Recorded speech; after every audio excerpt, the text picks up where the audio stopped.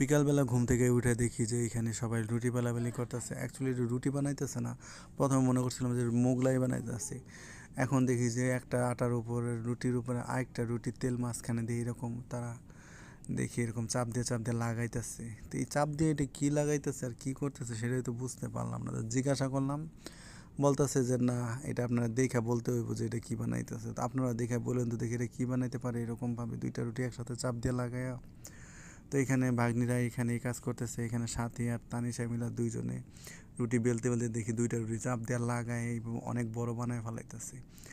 তো ওদের এতবার বলার পরও দেখি এইখানে আবার একটা ছোট্ট একটা মগ এনে দেখি এটা আবার ছোটো আবার কাইটা কাইটা টুকরা টুকরা করে রুটি বানাইতেছে। ওমা, এখান থেকে অনেকগুলো ছোটো ছোটো বানায় ফেলাইছে। তো এখানে আবার দেখি যে ডাল সিদ্ধ করতেছে, অ্যাঙ্কার ডাল যেটারে বলে। তো সিদ্ধ করে এটার একবারে কি বলে ভর্তার মতো বানায় ফেলাইছে। এখানে আবার ওই ছোটো ছোটো রুটির টুকরাগুলা